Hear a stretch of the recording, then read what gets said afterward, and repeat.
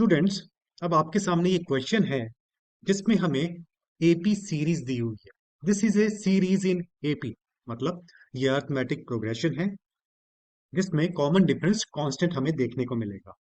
3/4, 1/4, -1/4, -3/4 और आगे तीन डॉट। तीन डॉट का मतलब है कि ये कॉन्टिन्यूअस सीरीज है, आगे चलती रहेगी।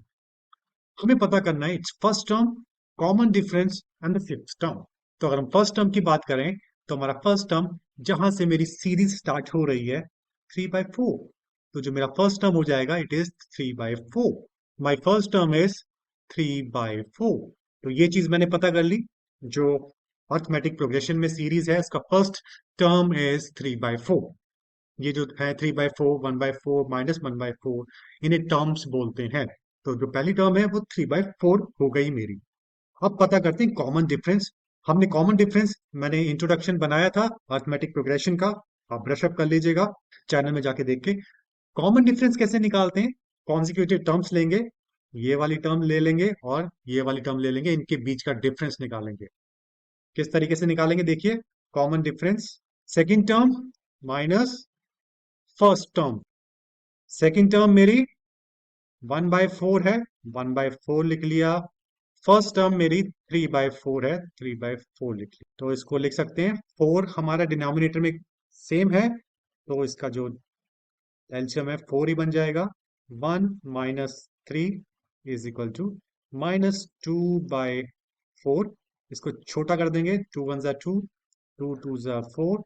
मेरे कॉमन डिफरेंस आ गया 1/2। एक चीज और स्टूडेंट्स, आप थर्ड टर्म और माइनस सेकेंड टर्म भी ले सकते हैं, fourth term minus third term भी ले सकते हैं। हमारा आंसर जो है कॉमन डिफरेंस -1/2 ही आएगा। क्यों आएगा कॉमन डिफरेंस 1/2? बिकॉज पहले ही बोला हुआ है this series is in AP. अगर ये नहीं दिया होता तो पहले हमें पता लगाना होता कि क्या ये सीरीज एपी में है। उसके लिए हमें कॉन्जिक्यूटिव टर्म्स का डिफरेंस देखना पड़ता, सेकंड और फर्स्ट का डिफरेंस देखता, फिर थर्ड और सेकंड का देखता, फिर फोर्थ और थर्ड का देखता। अगर तीनों केसेस में मेरा डिफरेंस सेम आता, कॉमन आता, तब मैं कहता कि ये सीरीज एपी में है।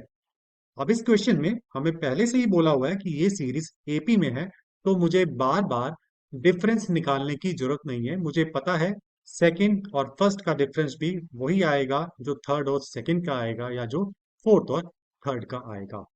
तो मेरा कॉमन डिफरेंस आ गया -1/2। हमने फर्स्ट टर्म पता कर ली, कॉमन डिफरेंस पता कर लिया। अब हम पता लगाएंगे what is the fifth term. Fifth term कैसे निकालेंगे? अगर हम जनरल टर्म की बात करें, मुझे nth टर्म पता करनी है तो उसका क्या फॉर्मूला होता है? nth term is equal to first term plus n-1 bracket into common difference, जिसको d से रिप्रेजेंट करते हैं। माय फर्स्ट टर्म इज, अब मुझे फिफ्थ टर्म पता करनी है तो मैं लिखूंगा a5। फर्स्ट टर्म है ये a, first term is 3/4 plus n-1 is what? n मेरा 5 है तो n-1 मेरा 4 हो जाएगा, 4 इंटू d, जो कि मेरा बन जाएगा 3/4 प्लस 4 इंटू d, मैंने अभी निकाला -1/2, -1/2।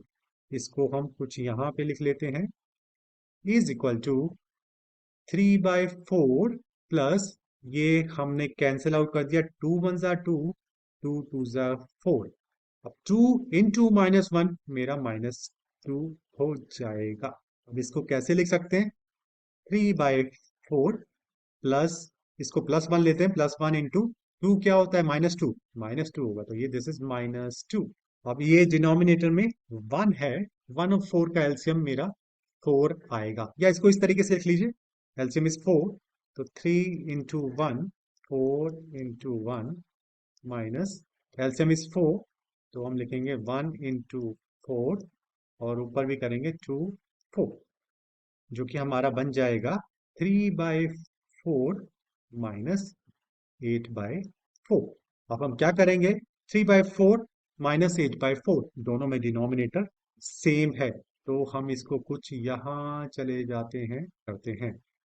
तो मेरा डिनोमिनेटर इज सेम, तो मैंने कॉमन कर दिया, अब मैं क्या करूंगा, 3 - 8 कर दूंगा, जो कि आ गया मेरा 3 - 8 is -5, -5/4। This is my fifth term.